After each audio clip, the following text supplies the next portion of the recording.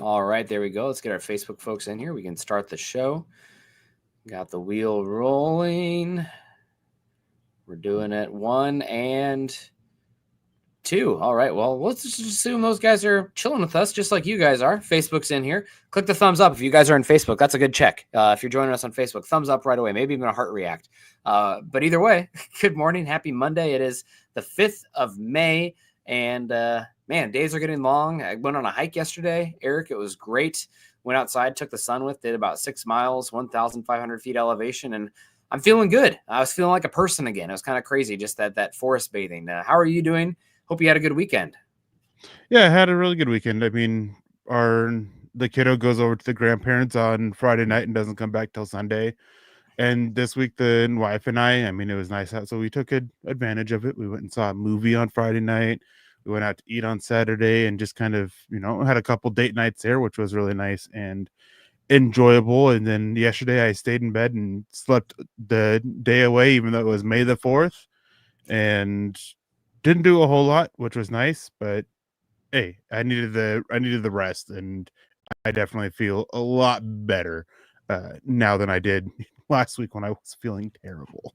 Yeah, absolutely. And just a programmer's note: the week of May 26th to 28th. I'm guessing Eric and I will probably have a show. We won't have a show. Never mind. I'm going to be gone completely that week, the Memorial Day, because my wife is interviewing for new positions because of her grant, and I will be in Charleston, South Carolina. So won't be able to do a show and bring in the baby with. So I'm not going to bring my recording stuff. That would be frowned upon greatly. So that's a ways away. We'll let you guys know, but that's coming up here. We got people coming in the chat joining us. We got David Youngkin. Morning, everyone. We got our guy Jason Bonney. Good morning, Nick and Eric and all of Broncos country. Good to see you, Jason. Hope you're feeling a little bit better about Omarion Hampton being bypassed for the Broncos and feeling a little bit more positive vibes for who they brought in. Maybe the RJ Harvey highlights and stuff you're reading about is getting you excited there. Jeremy Shaw says, morning. Can't wait to some depth reviews about our depth. Yeah, in-depth reviews about our depth. Yeah, looking at the depth chart today. Combing over at Ourlads. They do a pretty good job overall in Ourlads. I mean, granted, they don't have all the information, but I don't normally have complaints about Ourlads depth chart, but I haven't gone through it overly deep yet. So we'll see how we feel about it. Chase Wellner, great to see you, Chase. We got Jake in the house. Be listening on the road, so can't participate. Have a great show. Well, thank you for being a safe driver there, Jake. And wherever you're going, hope you arrive safely. And watch out for the popo. Right, whoever's riding shotgun, call him out. Tyler, good morning, everyone. Should Denver consider bringing back Noah Fant? Denver didn't do much to address tight end. Would you bring him back as a backup? Makes sense for a 6th or 7th. I don't know how the contract works for Noah Fant, but as a guy who actually has inline ability in Noah Fant to give you a little bit more juice and kind of bridge the gap between Adam Troutman and Evan Ingram, I'm not necessarily against it. Tight ends have a long shelf life for the most part in the NFL. I don't think he's had a lot of big injuries. So I feel like that's a pretty good buy low option. I can't speak to, the personal stuff with Noah Fant, but it's a new regime here. So I wouldn't be against it for a 6th or 7th. It all comes down to what the contract looks like. Yeah, it's about $9 million of salary cap space for the Broncos if they were to trade to pick him up. So I'm not sure with the contract if that would make sense for Denver, just because, I mean, they are a little bit on the lighter side in terms of salary cap space, and adding $9 million for another tight end who has issues as a blocker, more of a receiving guy, which is no offense, MO, and they already have Evan Ingram. I'm not sure it would make a whole lot of sense for them. But Nick, I want to go back to something you said about to Jason about Omarion Hampton just real quick. Did you see the report from Ben Albright that apparently Hampton was running back 4 or 5 for Denver? That sounds familiar. That's interesting. What would it be? Where would you be the rankings? Obviously, Genty. The fact that they were trying to trade up for Henderson makes it sound like Henderson was probably 2 for them. Harvey probably 3, then maybe Judkins / Hampton. Yeah, I'm not sure about the rankings, because what it was is that, or what he said was that Hampton was running back 4 with them, and he was in that tier 2 with them with Henderson and Harvey. So I'm really curious about who that other running back was, that if Hampton was running back 4 or running back 5, who was running back 4 for them. And the exact order would be kind of interesting to see as well. Yeah, again, it it wasn't a slam dunk kind of guy. It depends on your board. Obviously, like some people had him really close to Genty and some had him closer to 4 or 5. And also I saw from Ben Albright, he mentioned that Barron was the 9th ranked player on the board. He threw out 9. Might be a fun exercise at some point to try to guess who 1 through 10 were on that board. But 9 is a good number for sure for the Broncos there. Good morning to Michael. It says, good morning, Nick and Eric on Broncos for breakfast. Go Bo Broncos. Got our guy Ernie Mays in the house. Good to see. He says, we stole the whole draft. Grade A. Eric, how do you feel about stealing the whole draft? Hey, I mean, I get it. Ernie Mays, it's the Broncos are supreme. They rule, and I definitely get where Ernie Mays is coming from when he says that they stole the draft. Of course, everything the Broncos do is the best thing that anybody can do. Yeah, absolutely. We got MBLE test prep. Says he's here to party. Nice and early for partying. Appreciate that. Quentin Caldwell in the house. Good morning to you. We got Gen X says good morning from Prosper, Texas.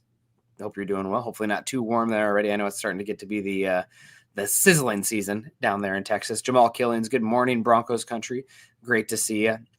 And Jeremy says tier 1 was Genty. Tier 2 was the other guys they liked. I mean, you can hear Sean Payton talk day 2 after they drafted Harvey, being like, okay, well, Genty, he's that. Everybody loves him. Where he goes, he's not feasible. So maybe a trade in place if he falls to 8. Well, we'll never know for sure. Conflicting information, of course. But the Broncos love Genty, and then they're looking to fall in love with somebody else. And I think on the horizontal board, Eric, you mentioned it, everybody's so obsessed with the vertical board, what is the ranking 1 through 5, but really it's what neighborhood these guys in segment wise. And I think, like you mentioned, they had a bunch of those guys similarly graded. And when you have a bunch of players at the same position on the same neighborhood, the same tier ranking, best thing you can do is try to get the last one available on that tier. You never want to start that tier. Take the first guy off that tier. It's the last one available on that tier. I think that's what happened with them taking Harvey where they did on their board. I think that's what happened with them taking Barron on their board. I think there might even have been a tier empty in between where they had Barron and the next crop of guys, just based on how they were talking. I don't know who it was. Maybe it was James Palmer mentioning people were kind of confused, like, oh, where's Barron? Oh, he's way up there still. So it makes me think that they really had a bunch of empty slots gone on in between those picks. But yeah, we'll only know in good time if the Broncos were correct in their evaluation. But I really do like what the overall process says about how they went about drafting these guys. Yeah, I mean, it's just one of those things we talk about all the time, best player available. And most teams, do best player available at a position of need. Denver really stuck with their board. They went with the guys that they had, up high and who fell to them, especially with Jahdae Barron. And even then, it was still kind of for a need. And they still have, some concerns at corner. Just wasn't the highest one that any of us really felt like that they had. And so, yeah, you can't really hate the process with the first couple picks at the very least. I mean, maybe with Pat Bryant, that can start get a little bit questionable, but you can't fault them for, sticking true to their guns, sticking true to their board, especially with the Jahdae Barron pick. Yeah. And it's always great to be in a position where you can operate best player available. The reality is most teams can't, right? They're not operating with enough security to do that. But you see the Ravens, the Eagles, teams that have the infrastructure in place for a while that, they're not just one bad season away from clearing house.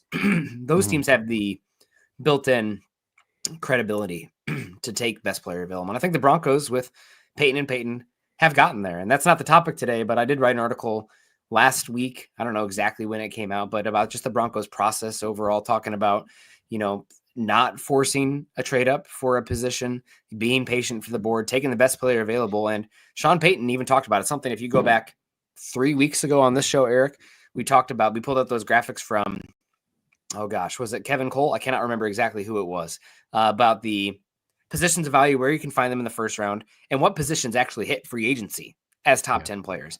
And Sean Payton said something to that same extent, saying like, listen, you're not finding this guy's skill about Jahdae Barron. He's saying you're not finding this guy's skill set later. And also you're not finding guys who can do what he does in free agency. So positional value rings true. Now, granted, your board shouldn't be completely dictated by a positional value, but the Broncos did. In this one, it was a tiebreaker. And it's one of the reasons that even though secondary was strong, Barron was a unique player for them and a position of value where they thought they could get other players at other spots later, and only time will tell if they were correct. But I really do appreciate the process. Yeah, and on that note too is like when throughout the process as well, you brought up, Sean Payton talking about that the getting them at free agency or not and everything, and with running backs as well is I know a lot going back to first pick and then passing on a running back. Sean Payton said 2 or 3 times that they liked what the running backs they had. Obviously, they liked them enough to pass on running back at 20, and we know George Payton. Go back to what however long ago it is now, 4 years, 5 years since they drafted Patrick Surtain. And what was one of the first things he said? You can never have enough corners. Corners are hard to find. And so it makes sense too with George Payton here that they went corner because of how much he values it. And Sean Payton, when he was with the New Orleans Saints, if you go back and look at some of the rosters they had a lot of issues at corner throughout the years. Mm-hmm. And it was when he was starting to have more success in the secondary is when he had that versatile chess piece in the secondary. It was in Malcolm Jenkins there in New Orleans for a while. And so he kind of gets that versatile chess piece on the defensive side of the ball. And I know that a big part of the conversation was this George Payton? Was this Vance Joseph? And I was saying it at the draft. It's like Sean Payton was all about Jahdae Barron too. He really liked the kid. He was one of the guys who fell in love with him. And he was one of the guys that was sitting there, I don't want to say pounding the table, but definitely was making a push as Jahdae Barron. It seemed like everybody, all the main decision makers were in on Jahdae Barron when it came to making the pick. Yeah, so excited about that and the value that they can get there. And the other part about this that just it really aligns for the process, because it's not just the draft, but multiple drafts in a row and free agency. We talk about those positions that are hard to find unless you draft them, and positions that are easier to find, and also positions that your round one expenditure typically gets about the same ROI as your day two expenditure, or positions that take a little bit to develop. And all those things together point to what positions, Eric, for the most part? Tight end, linebacker, and safety.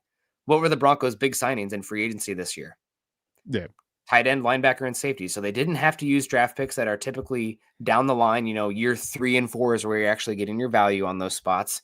And we just know from the NFL draft precedent that those are some of the most volatile positions to draft in the entire NFL. So they just you don't want to be in a position ever where you have to draft those, and just your ceiling for those picks is lower as well. So they take care of those beforehand in free agency, and it sets you up to go value and best player available with a stable regime with that one. So I appreciate it. And maybe it wasn't, putting all the chips in and going on in on Bo Nix's 2025 season, but we still have 3, 4, maybe even 5 years, depending on how they structure the contract of contractual positive control for Bo Nix. So it's not all just 2025, we have to maximize and get the Ashton Genty there, or trade up for multiple firsts or whatever, blah, blah, blah.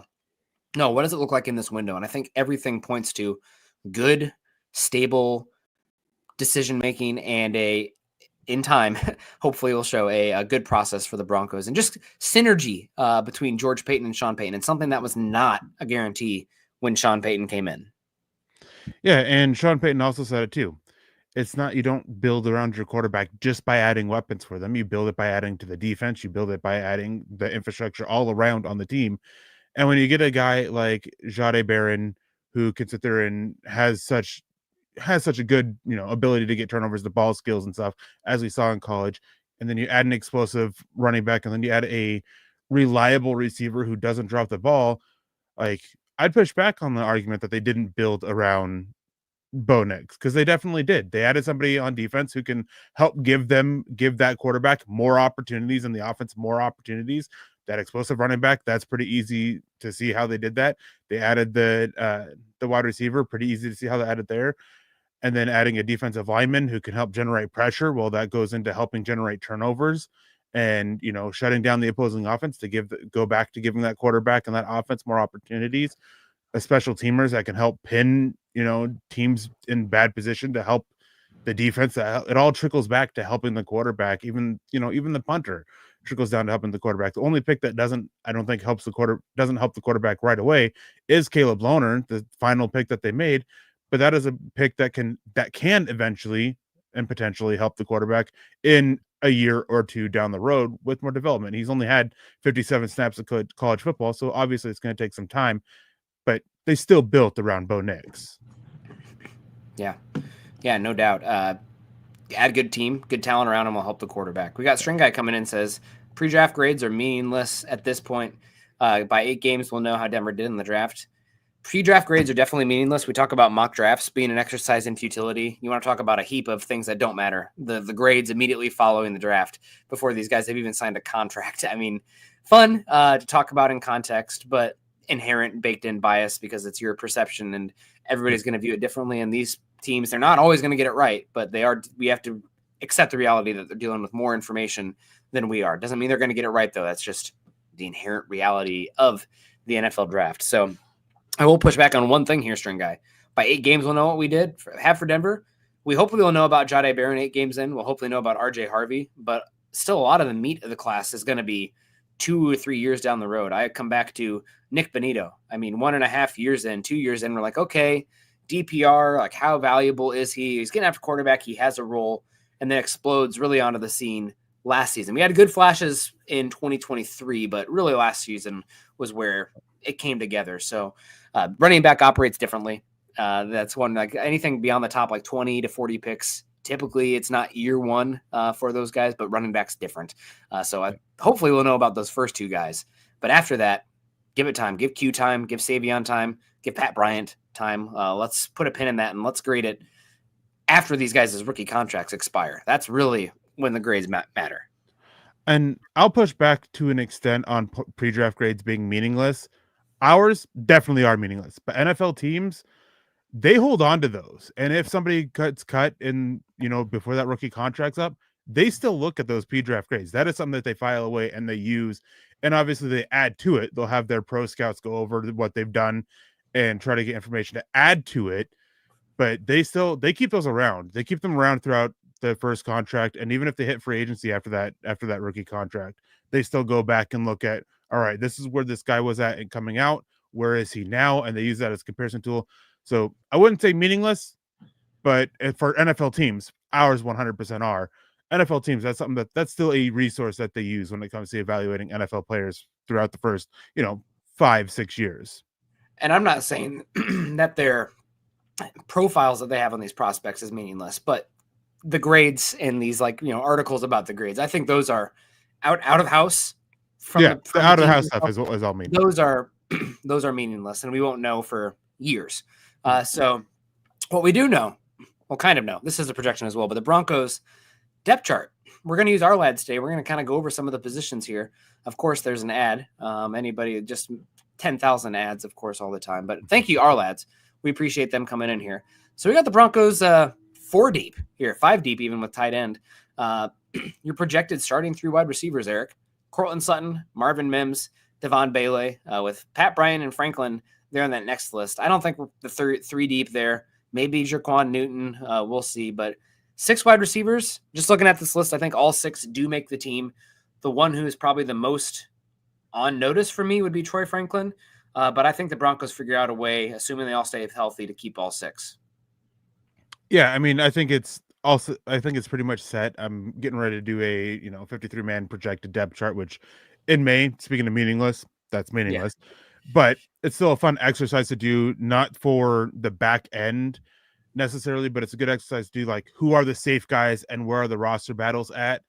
And at wide receiver, I'm with you. I think if there is a spot open, it's Troy Franklin. I highly doubt that he's on his way out. I highly doubt he's even, I wouldn't put him, in Sharpie on the roster, but I wouldn't put him on, the outside looking in either, just because what he brings to the offense is something that you can somewhat mimic with Marvin Mims, but it's still kind of, to an extent, a little unique with, just that straight line speed that he has to, take the top off and stretch the field while letting Marvin Mims do some other stuff. And then you have the screen game aspect with Troy Franklin. So I think all of them are safe at the moment, but if there's a spot open, it's Troy Franklin over Trent Sherfield as well, because Trent Sherfield, that is a move for special teams. Special teams play is what keeps him safe. Yeah, absolutely. I think they will keep 6. That means they're probably nipping at tight end, if anything. Maybe fullback as well. I mean, they brought back our guy Burton but maybe ends up last season where he's cutting and it's kind of, they play the up and down do-si-do game with them. Moving on to the offensive line here, because that's how Ourlads sets up the depth chart. I love Ourlads. They do a great job. I don't know about the formatting with the wide receivers to offensive line, but I'll be curious. Do you think 9 or 10 here, Eric? Obviously, the starters are the starters. God bless you guys. Stay healthy. I am really curious about some of the depth battle on the interior offensive line and the offensive tackle spot as well. I know that you've mentioned a few times they like Matt Parrott and Alex Palczewski, but last season they really were excited about Crum. Does he take a step forward? And I think Xavier Truss might have gotten the biggest UDFA contract from the Broncos. If I'm not, it was a decent chunk. So I think he was a pretty high recruit. So I'll be curious about the tackle spot there with those guys on the interior. I'd expect Forsyth to be safe. After that, though, I think it's a battle between Nick Gargiulo. Please forgive me for pronouncing. Say that again. Gargiulo. God bless you, Gargiulo. Good first name. Will Sherman also last season up and down. You got Calvin Throckmorton and kind of a dark horse here, Clay Webb, former 5-star. I know we all know the Powerade incident. If you are at home, don't look up his name with Powerade. But former 5-star guy, a lot of talent. Maybe he's somebody who's a dark horse to make it as well on the roster. But there's open spots here. There's going to be battle on the second string of the offensive line. I think that they would love to be able to keep 8 and just kind of skip a little bit there, just because when you look at it, they have the versatility. You have Matt Parrott, who's able to play both tackle spots. Alex Palczewski, who they really like on the inside more than at tackle, but he has that left-right versatility as guard and tackle. And then you have Alex Forsyth, who can play center or guard. So adding that versatility, I think they would ideally love to keep 8. And then, that 9th spot's there if somebody really steps up, if Frank Crum, shows enough on tape to where they want to keep him, or Xavier Truss or Calvin Throckmorton. But with the way that practice squad works of being able to call up and everything, I think they would love to be able to keep 8 and then, use the practice squad call-ups for that extra depth spot, kind of what they did last year towards the end of the season. But if they have to keep 9, I think they're fully content with that too, because that means that somebody stepped up and earned a spot. Yeah, definitely something to consider. It makes me a little nervous to have so few on there, just given the lack of talent on the offensive line across the league. If anybody is even close to competent, I see you having a chance to get sniped there. And I feel like teams, now this might be different with the call-up rules now. Most of the time teams keep 9 guys, right? The number is typically 9, but I could be mistaken there. 9 is the typical number, but we're starting to see a little bit more teams, if they are able to keep 8, if they have that versatility there. If they lack that versatility, 9 is typically the number. Especially if they're keeping, especially if they have a tackle. If they don't have a swing tackle who can play both sides, to typically keep that pure right, that pure left. So if anything, that's where I think Denver would, keep that 9th guy would be a extra tackle, because Sean Payton has typically also liked to keep that option as have that pure backup left tackle, that pure backup right tackle, and work on developing them there in those spots, with one of them, Matt Parrott in this case, being able to flip sides and being that 3rd tackle option. And then, last year they had Frank Crum as that guy to develop on the 4. So 9's definitely possible, but I think ideally, just based off of what's been going around, that they would love to only keep 8, but they wouldn't bat an eye if they're forced to keep 9 either. We got Colorado coming in, says O-line depth doesn't look that awful. Need to add someone that's waiting in the wings that can start long-term here soon. And I think, looking at the Broncos investment over the last 3 seasons, I think that right now, if I was putting money anywhere for the Broncos 2026 first-round pick, it'd be offensive line. Now, I think you are stable with offensive tackle, but we'll find out about Powers' contract. And also, over the last 3 seasons, you've only drafted 2 offensive linemen, Eric, and they were both late 7th rounders in Nick Gargiulo, says Jeremy there, Nick Gargiulo, and Alex Forsyth, who could be a starter here on that offensive line come 2026 at center. So offensive line, that's not a lot of investment from somebody of Sean Payton's ilk, also considering the statistics surrounding Bo Nix under pressure. That can change. It's just one season, but he was one of the worst in football last season, and a small sample size of under pressure quarterback play. That's not all on Bo Nix. That's offensive design. That's the running back check down that doesn't have any juice. It's not having a man beater. But again, that's worth keeping an eye on. All the same. Quarterback, keeping tight end, excuse me. Probably 3, right? Loner probably up and down. Will be shocked. I think Kroll is probably in trouble with Ingram coming out. Doesn't offer the same blocking versatility or special teams that Atkins does. They love Troutman as that Y, and Ingram playing that kind of hybrid wide receiver tight end mold.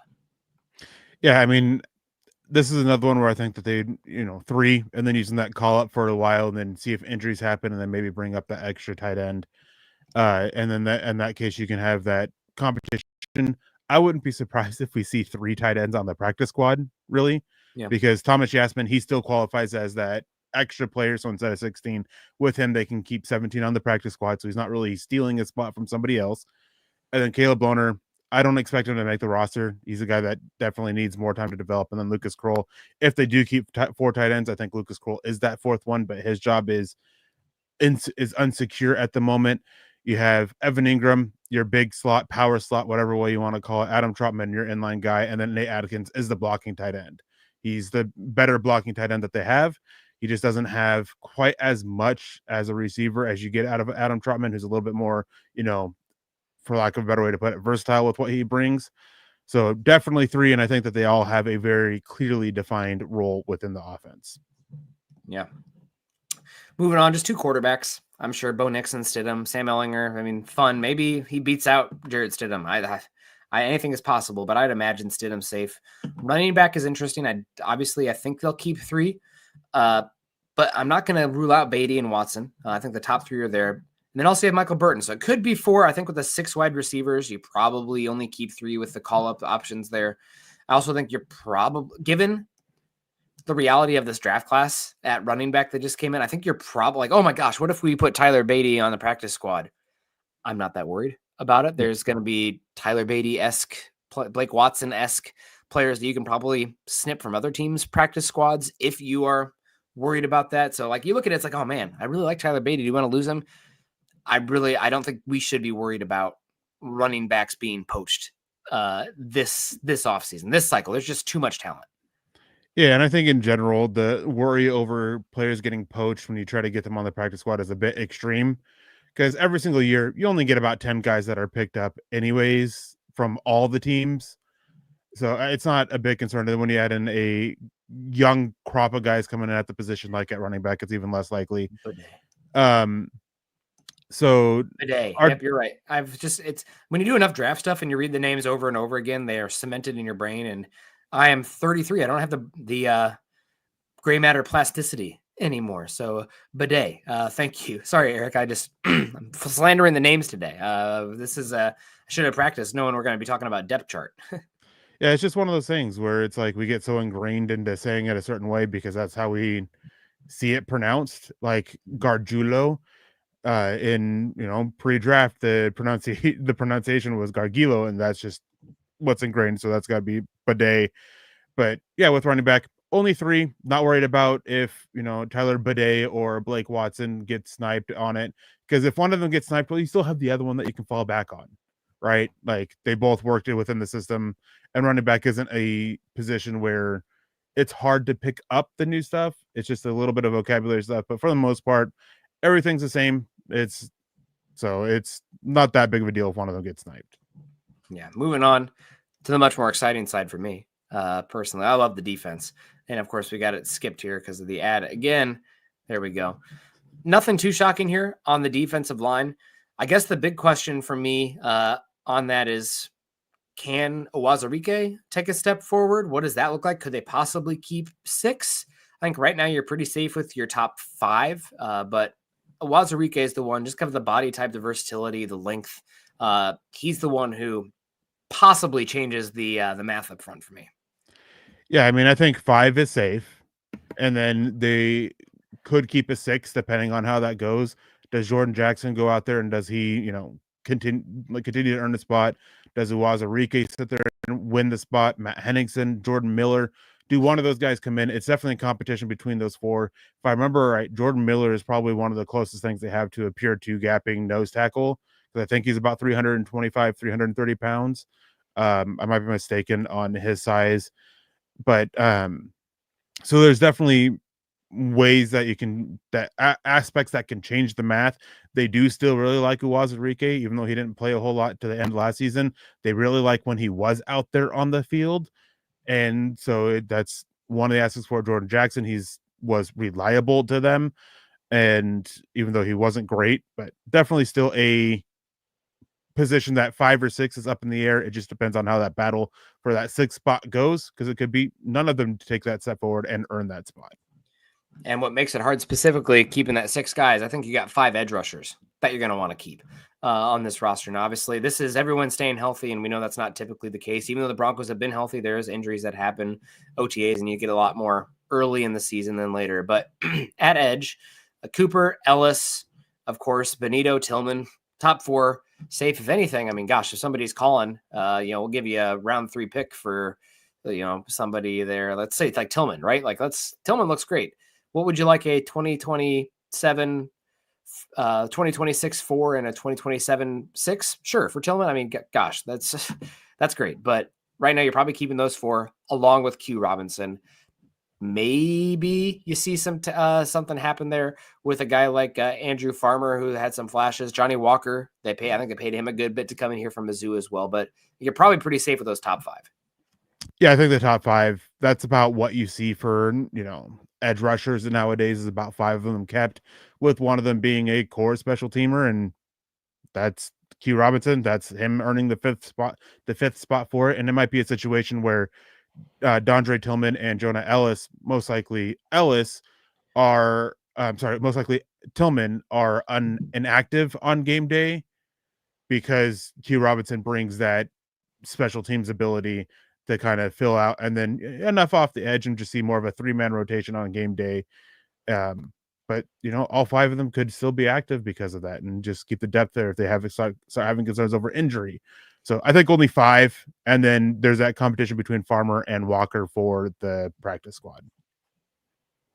Probably the most concerning spot. I see people talking about it on here as well. The Broncos linebacker spot. Your top 2 guys coming off injury, barely played last season, and the depth behind it is either unproven or simply not very good as far as starting caliber goes. So linebacker, we talked about offensive tackle earlier. There's some good linebackers in next year's class as well. Kind of a red flag position to draft round 1, but still worth tossing out. Greenlaw, stay healthy, buddy. Alex Singleton, last year of his contract. After that, you get Drew Sanders, who's a little bit of a tweener. Justin Strnad, you're happy. You love having Justin Strnad on your roster as your 4th linebacker. Like break glass in case of emergency. He can get us through a game if an injury happens. If he's playing, 10 plus games, you might be in trouble there eventually, especially if a team can isolate him in the run game and make him continuously be the guy that meets the running back in the hole. I don't think he's got the ability to sustain that over a long time. But the real dark horse here for me, Eric, is Q Robinson kind of being this hybrid. Like, is he going to be off ball? Is he going to be edge? I'm curious because Drew Sanders has been a little bit there as well. Q's younger, more upside, more length, better special teams. So that's kind of one. But also, I'm not ruling out completely Lavelle Bailey as well. So he's a dark horse here. Smaller, had some good plays last season. He's probably more practice squad, but I think that back end of the linebacker spot could be interesting. Maybe it clicks for Sanders this season too. I mean, he's really a huge wild card in this formula. Yeah, I mean, I think that you're pretty safe with the first 3, Greenlaw, Singleton, and Strnad. I think those are you're pretty secure with that. Then you get to Drew Sanders, and as you're saying, Q Robinson, he can affect the math there. Lavelle Bailey, I think he can affect the math there as well. So I don't think they would keep 5 linebackers, and it's just not something that we've really seen out of Sean Payton. With his teams, we typically only see 4, and with the way that the Broncos are kind of expected to play their defense this year, they're expected to kind of go with more 5-1-5 type looks. I don't think that they need to keep 5. They can sit there and roll with Dre Greenlaw, Alex Singleton coming in certain packages, certain situations, just not at the depth, and then Q Robinson mugging the A gap, or Drew Sanders if he takes that step forward, or Lavelle Bailey depending on his growth, because he had a really good preseason last year. So it's definitely a thing of, I think they're good with the first 3, and then for that 4th and final spot, there's definitely competition there with Sanders and Bailey, and then Q Robinson also playing a factor in how the total math there with the roster. Yeah, absolutely. So now we're skipping on to the secondary here as we start to wrap up the show. For cornerback, gosh, do they keep that many cornerbacks? I mean, Mathis, Surtain, Moss, Chris Abrams-Drain, Jahdae Barron, Jaquan McMillan. My big one here is probably Mathis versus McMillan. I think Mathis offers more special teams ability. You have more years of control with McMillan.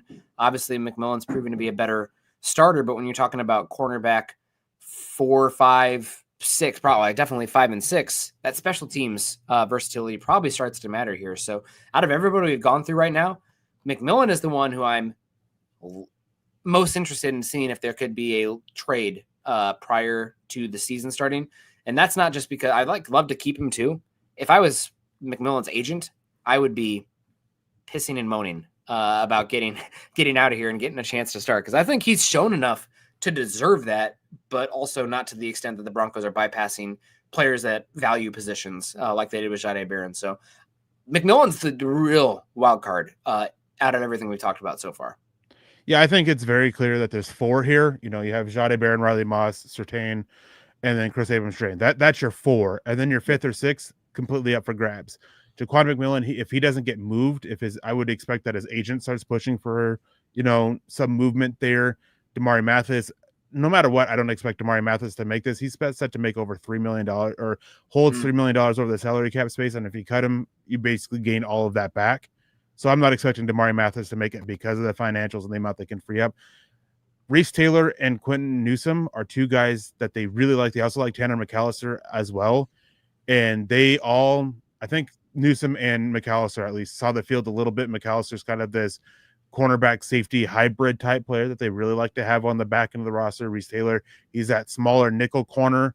And if he steps up, I think that could help their desire to and willingness to move Jaquan McMillan a little bit. If Reese Taylor really steps up and improves it, Quentin Newsome, I think that they would love to go Newsome or McAllister over Mathis. So I don't expect Mathis to make it no matter what. I think McMillan is a wild card here, just depending on what happens with him, on if he wants out. And actually, this is relevant with Troy Brewer coming in with a $4.99 donation. Thank you, Troy. We appreciate that. Saying, does cap savings dictate cuts? Yeah. I mean, we hear it all the time. Cap casualties, right? And we saw it last year. We saw cap casualties in the cuts last year. So used to saying final cuts, but there's only one cut down now. And salary cap savings, that could definitely play an impact here with some of these cuts. We're going to talk about one here when we get to safeties. And Damari Mathis is one at corner. Yep. Thank you so much, Troy. Yeah, I look at it. You're looking for tiebreakers, right? And there's less years of control, more money saving, older, injuries, previous regime. Anything that could be a potential tiebreaker for a lot of these guys. And that's definitely the money saving there, previous regime, et cetera, et cetera. But Mathis has been one of your special teams guy, which I don't think McMillan offers the same, but 3 million savings, no dead. That definitely changes the math. Talking about special teams here, safety, I think you're pretty good with, again, I'm honestly not sure. Obviously the starters, Hufanga, Jones, Hufanga with the injury history, you probably want to be safe there. But after that, you talk about savings. PJ Locke is one out there that, I mean, Ty goes to the cheaper, younger guy, and Locke's been a good player to have as a depth on this team, but they could save some money. You got Devon Key coming back, 3 draft classes younger. JL Skinner, special teams. Delaren Turner-Yell offered special teams abilities way back here, but before his ACL, he was having some good time with special teams. And Keidron Smith, I think, had some flashes in practice squad last season. So safe, I mean, really, we need the special teams reps here to see how these guys are all going to be playing out. But safety is one that I could expect it going a number of ways after the top 2. Yeah, there's only 2 that are safe, right? It's Hufanga and Brandon Jones. After that, it's a battle for it. And you didn't mention Sam Franklin. Sam Franklin was brought in because he's a special teams player, right? And so that's plays into the math. I fully expect him to make the roster either as safety 4 or safety 5, depending on how many they keep, depending on the roster math there. PJ Locke, salary cap, $4.5 million against the salary cap, and I think $4 million of it can be saved. If I remember right, I can't remember exactly what it is. So that puts him on the outside looking in, even though he's a great player or a solid player, and his play as a starter could help, offset the salary cap savings, especially when you look at the injury history of Hufanga. Devon Key, he really struggled last year. Does he take a step forward? JL Skinner, what is he able to bring? Because they like him on special teams a lot as well. Keidron Smith, he made the roster last year because of what he was able to show in the preseason as a ball hawk. He had 2 or 3 interceptions in the preseason last year. And so he was able to make it. So safety is the one where outside of the top 2, and you typically keep 4 or 5 safeties. Typically you go, full defensive back count, not full corner, not full safety. You typically keep about 10 or 11 combined. So safety is one that it's really up in the air after those first 2. Yeah. It'll be a lot of fun to follow that. Talking about special teams, we've got our specialist here. I think we all expect Jeremy Crawshaw to beat out Matt Hack. At this point, Will Lutz is safe too. Michael Frebroni, we'll see about the long snapper there. But really for me, Eric, we know that Marvin Mims is an awesome returner. With the new rules, are they going to have 2 back there? And who becomes that second kickoff guy? I mean, I think the potential is fun with RJ Harvey, but is he too valuable to have back there? Who develops or emerges as this second returner? I'm going to be fascinated to follow that just because it's a different rule for the game. Yeah, Darren Rizzi, he helped to design this rule, right? So he definitely has something in mind. And I think that's one thing too, when we're talking about, guys being able to contribute to special teams with the new kickoff rules, Darren Rizzi helped design it. And so I think that there's definitely things that he has in mind with how to maximize these new rules. And he's looking for pieces to help do that. So I'm with you. I'm really fascinated to see who it is that steps up as this number 2 returner. Mitchell Frebroni, I expect him to be the long snapper. They only brought in the other guy because Frebroni's hurt. Jeremy Crawshaw, if you draft a special teamer and they're not starting as a rookie, then odds are you drafted somebody who's going to be unsuccessful. It's just the way what history suggests. And you typically move on from them relatively quickly. So I fully expect Jeremy Crawshaw to be the starting punter. And then, of course, there's no competition with Will Lutz. Yeah, so going to be a lot of fun. I see we have some PS2, or it's not PS2, Moss versus Chris Abrams-Drain versus Barron. Real question here for me for the Broncos secondary is, do they prefer Barron on the boundary or in the slot? And because I think Moss has the ability to play either. Moss is a little bigger. He's got a little bit more length. I think you probably keep Moss on the boundary with Barron in the slot. I think he's got a better chance to make plays on the football and influence the run game from the slot and kicking out to the boundary in base package stuff. Chris Abrams-Drain is a nice player to have as your 4th cornerback because he can survive in coverage. I really do think, based on how they utilized him last season, they don't fully believe in him in run defense right now, and he's a smaller player for that. So, Chris Abrams-Drain, we saw it last season with Levi Wallace coming in. You need enough cover guys to withstand at least and get by for a week, 2 weeks if a guy has turf toe, something like that. But I don't expect him to jump Moss. I think the bigger question is, can Moss stay healthy? It's because if Moss stays healthy, I think you got your 3. I don't think Chris Abrams-Drain is going to be closing the gap there on those guys, but Moss has had so many injuries that you don't know about that. So that's my outside perspective on this room as it stands before we get camp and seeing where guys are lining up and everything. Yeah, it's Jahdae Barron was a 20th overall pick. He's going to be your number 2 corner, but that doesn't mean he's always out on the boundary, right? It just means that he's going to be on the boundary when they only have 2 corners out there. When they go to 3, it's Riley Moss. I don't think Chris Abrams-Drain is going to affect the math with the top 3. I don't think Jaquan McMillan's affecting the math with the top 3. Only thing that is injuries. If Patrick Surtain goes down, if Riley Moss gets hurt, which seems inevitable, and does Jahdae Barron stay healthy? And so it's just one of those things. It's Chris Abrams-Drain. He's a fine player. He's a fine coverage guy, but there were concerns with his run defense coming out and what he can do, in the alley and all that, which hurts him playing in the slot. Even though he has the coverage ability to do so, he may not have the run defense. So it seems very clear pecking order of 1, 2, 3 at corner. And then after that, it's these guys I see in the field only in certain situations or because of injury. Yeah. Yep. No doubt about that. And yeah, String Guy says Denver wasn't the same after that injury. They also played some much better offenses that also exposed them a tad. Cornerbacks a little bit fluky. Also, I thought it wasn't just Riley Moss's injury. I thought the pass rush dipped a bit as well. Let's be real. Zach Allen, before that injury that he suffered, maybe it was the Browns game, he was playing a top 3, top 2 interior defensive lineman. After that, he kind of slipped to top 10. Just was not the same level of juice and overall impact down to down, game to game. So injuries happen. You got to figure out how to withstand that. And the Broncos have been really good on that front. I'm hoping that continues. I'll knock on wood again for that one. But yeah, Eric, fun to go over the depth chart. It looks pretty good. We have a lot of spots. Like we talk about the 2026 draft and whatnot. Like the Broncos could honestly go anyway, not because the roster is bad and not because they have everything figured out. They just have so many options at key spots that until we see how the wide receiver room shakes out, can Jonathan Cooper and what happens with Nick Bonito? The linebackers, do they stay healthy? We just have so many questions, good questions, not like concerns going in, but like stuff we don't know, where there's room to take control of opportunities across the depth chart, on the roster, playing time, roles, etc., whatever you want to call it. So exciting. Overall, I think this is about as good as I felt about the depth chart. It's really nice. We just had to gloss over quarterback. Like that took 2 seconds. Yeah, Bo Nix. All right, moving on. That's great. So feeling good about this team. Yeah, and it's always nice because I don't know how you go about if you do, depth chart predictions or anything like that, or projections. I always go through and figure out who are the safe guys, right? It doesn't matter the position, who are the first, however many that are, 100% going to make this roster. And I use 100% loosely because, we could always get those surprise cuts or surprise trades. But who are those guys that at least seem safe? And this year is probably the most that we've had in a while. As I look over it, I think I have like 42 guys who seem pretty safe to make the roster. And so you have a competition for the last 10, 11 spots going.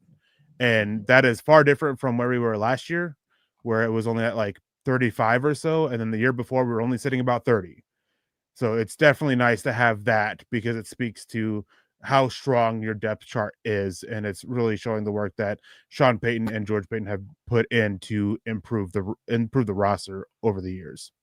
Yeah, good spot. We'll see what happens. They'll go as far as Bo Nix goes. I mean, that's the reality of it. So should be a fun season. We'll have a lot of answers and a lot of time left this offseason to ponder what it looks like. I'm sure at some point we'll go position by position and really dig into these, but a good overarching, this is going to be your main thing for the roster.